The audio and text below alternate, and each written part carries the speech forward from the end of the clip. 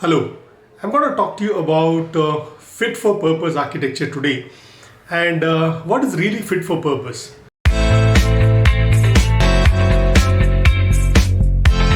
Customer, and based on your business requirement, you could have different fit for purpose from various customers.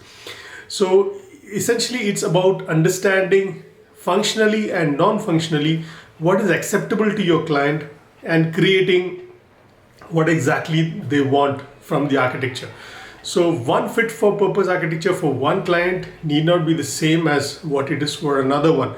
So what is fit for them? What are they ready to invest? What are they ready to pay? And what are the kind of features they want? The way they want it is very different from one client to another. So when you talk about all the litties like portability, maintainability, like you say, I want the code to be highly maintainable. What does highly maintainable mean? It is pretty vague. So unless you make it objective and have some precise metrics around these things, fit for purpose can be loosely interpreted by multiple clients and business requirements. So if you really don't know what is fit for purpose, just get the precise metrics right from the customer. So people say we want 5 nines availability in our cloud solution, but not everybody needs 5 nines availability, and they'll have to pay through their nose to get that. But people could be okay with 3 nines availability. Maybe that's what their business all about. And in some other cases, it could be like we want high latency, high throughput, high availability. But what are these for your business? So you have to define them precisely in terms of metrics and then arrive at the right figures. So if you don't do that, then there is a real possibility that you could vaguely interpret these rules.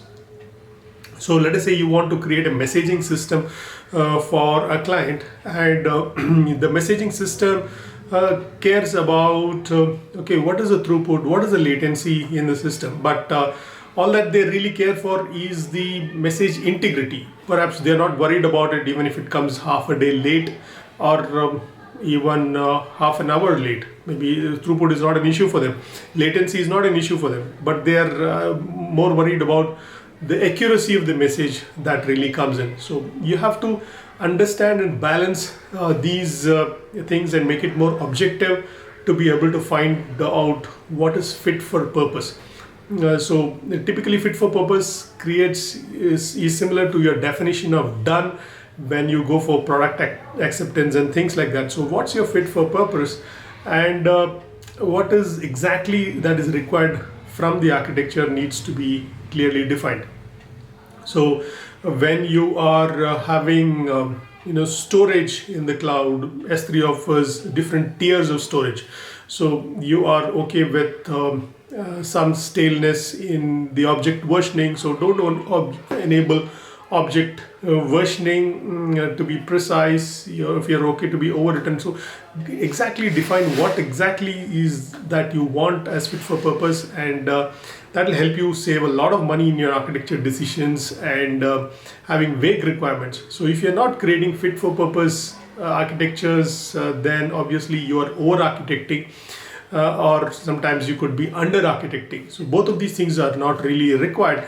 So you should precisely be creating exactly what the customer wanted, what is he willing to pay for, and make it objective, and take that as an objective metrics to help you create fit for purpose architecture. So there's a lot of trade-offs that you need to do when you are actually doing fit for purpose architecture. So if you the client wants a better performing system, so throwing hardware at the problem is not an issue.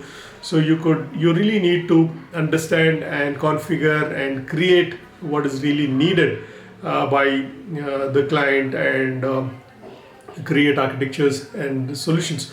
So there is also this concept of perceived value. So basically you have your own priorities, but what the client says, okay, these are my priorities, and client perceived value. So that also helps you to create your fit for purpose architecture based on what is the client's perception of value. You will need to factor the fit for purpose in your architectures and products and solutions. So once you have a precise way of capturing this using a metrics, then you'll be well on the way to creating real good solutions and customers and products that really fit the bill. So here is leaving you with this quick tip on fit for purpose architecture, and always ensure that you're having the right metrics to get them around. So thank you very much. Do like, share and subscribe this video for more such tips and techniques. Thank you very much.